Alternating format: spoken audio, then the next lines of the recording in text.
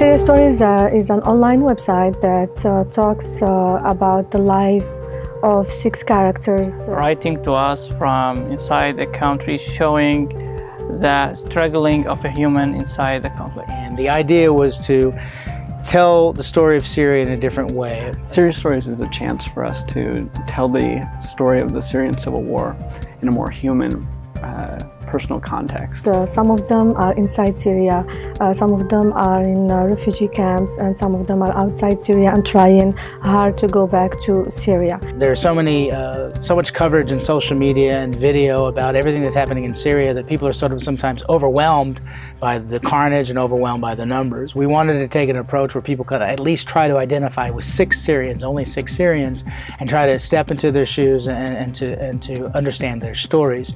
So there is many challenges which make it difficult to contact the people inside Syria. I talk to them by secure emails or Skype. Sometimes we make a call, so we make them more comfortable talking to us, and I write the post. And one of our first challenges that we faced was because of the nature of the project, we're telling the stories of these 6 Syrians, and we don't want to put them at additional risk.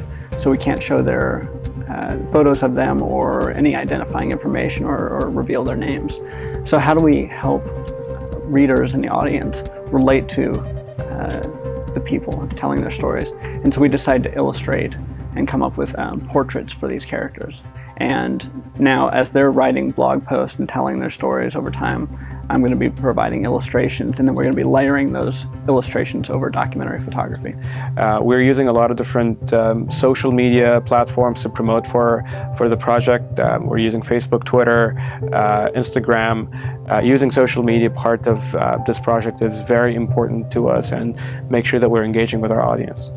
And so one of the stories I connected most with was the story from Waleed, who was just the task of wanting a cup of coffee in the morning, and what he has to go through in order to get that cup of coffee. So he doesn't have any water, so he has to go out and find a bottle of water, looking through neighbors and abandoned apartments, and then he has to go out and find gas in order to heat up the coffee.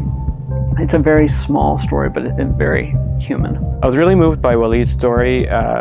My friend died before I apologized to him. It was very compelling and very sad. A story happened with us with one of the characters.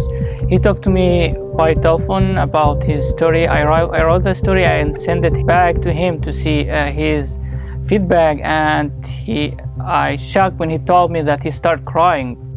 The goal for this project is to highlight the situation in Syria like that. It has never been done before. We're trying to do it like a documentary online and tell the story of what's happening in Syria from a different perspective. We tried through Syria Stories to tell our audience these people are not just numbers.